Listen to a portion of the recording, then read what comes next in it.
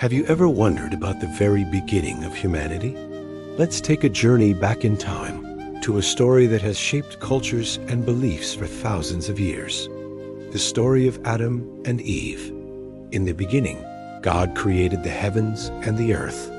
He filled the world with light, water, land, and all sorts of living creatures. But his masterpiece was yet to come.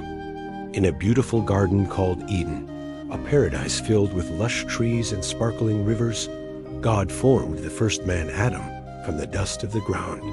He breathed life into him, and Adam became a living soul. God gave Adam the task of tending to the garden and naming all the animals.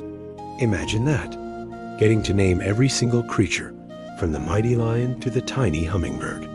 But amidst all this beauty and purpose, God saw that it was not good for Adam to be alone. So, while Adam was in a deep sleep, God took one of his ribs, and from it, he fashioned the first woman, Eve. When Adam woke up and saw her, he recognized her as his perfect companion, a part of himself. They lived in harmony in the Garden of Eden. They had everything they could ever need. God gave them just one rule. They could eat fruit from any tree in the garden, except for one, the tree of the knowledge of good and evil. God warned them that on the day they ate from it, they would surely die. For a time, everything was perfect. Adam and Eve enjoyed their life in paradise, walking and talking with God in the cool of the day.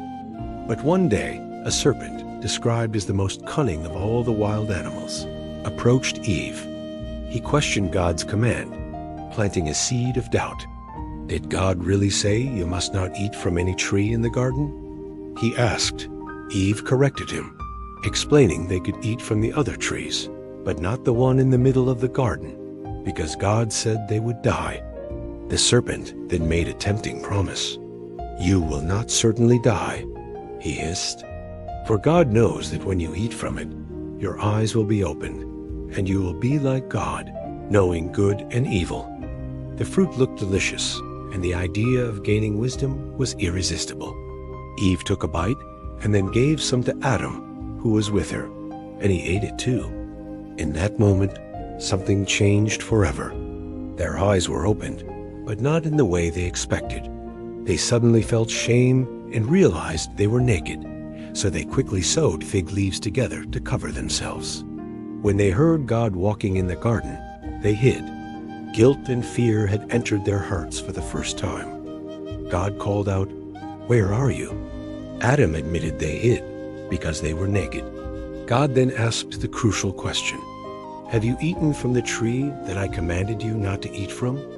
Adam blamed Eve, and Eve blamed the serpent. The consequences were immediate. The serpent was cursed. Eve was told she would have pain in childbirth, and that her desire would be for her husband. Adam was told he would have to work hard, toiling the ground for food, and that he would eventually return to the dust from which he was made. With heavy hearts, God made garments of skin for Adam and Eve, and then banished them from the Garden of Eden. He placed powerful angels and a flaming sword to guard the way to the tree of life, so they could never return. Their life of innocence and ease was over, and they now had to face a world of hardship and struggle. This story, found in the book of Genesis, is more than just an ancient tale. It explores profound themes of creation, innocence, temptation, choice, and consequences. It sets the stage for the rest of the biblical narrative, explaining the origins of sin and suffering in the world, and humanity's separation from a perfect relationship with the divine. It's a foundational story that continues to be discussed, debated, and interpreted to this day, offering timeless lessons about human nature and our search for meaning. Thanks for joining me on this journey back to the beginning. If you found this story interesting, be sure to like this video and subscribe to the channel for more explorations into the world as most influential stories. See you next time.